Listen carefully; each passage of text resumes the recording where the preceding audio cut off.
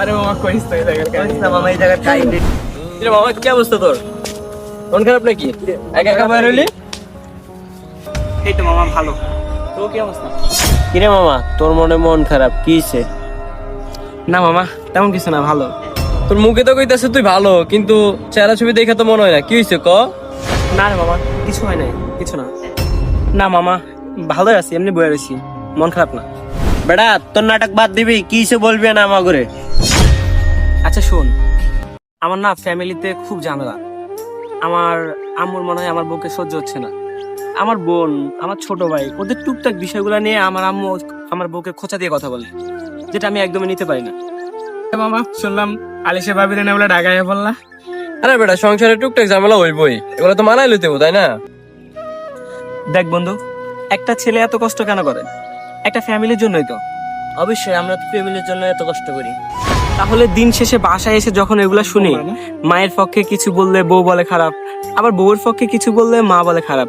আরে ভাই, আমরা ছেলেরাও তো মানুষ, আমাদেরও তো একটা ইচ্ছে থাকে দিন শেষে কাজ থেকে এসে ফ্যামিলিকে নিয়ে খুশি থাকবো, কিন্তু তার হয় কই? দেখ মামা, একটা মেয়ে তার বাবা মা ভাই বোন সব কিছু চাই আছে তোর কাছে খুশি থাকার জন্য, এবং কি তোর আম্মু তোর ছোটবেলা থেকে লালন পালন করে বড় করছে। হ্যাঁ, এখন তুই চাইলে তোর বড় কিছু কইতে পারতি না, তোর মারও কিছু কইতে পারতি না।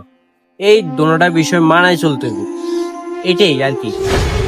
আমার আম্মু না সব বিষয়ে ওকে সন্দেহ করে। আমি জানি টুকটাক এই বিষয়গুলো সব ফ্যামিলিতে হয়।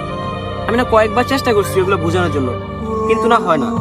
আর এর জন্যই আমার বউকে আমি ঢাকা নিয়ে চলে আসছি। এই বেটা, তুই কয়বার চেষ্টা করছস? একটা প্রবাদ আছে না, একবার না পারিলে দেখো শতবার। তুই যে বড় ঢাকায় নিয়ে আসছস, এটা কি সঠিক সমাধান? এটা সঠিক সমাধান না। তুই গ্রামে যা, বাপ মার পা ধরে মাপ চা, বাপ মা মাপ করে দিব। বাপ মা আছে তো লেগা বুঝতাছিস না, আমার নাই আমি হারে হারে টের পাচ্ছি। এখন চাইলেও মাপ চাইতে পারতেছি না। আচ্ছা মামা শুন, আমি আমার বউকে নিয়ে বাড়িতে চলে যাব, কিন্তু শুন, আমি না যখন বাড়ি থেকে আসি আমার আম্মু আমাকে থাকতে বলছি, কিন্তু আমি আমার আম্মুর মুখের দিকে তাকাতে পারি নাই এইসব কারণে। আর যখন আমি আসতেছিলাম, আমার ছোট বোন আমার গাছের সাথে দাঁড়িয়ে কান্না করতেছিল। আমি আমার ছোট বোনকে দেখেও না দেখার বান করে চলে আসছি।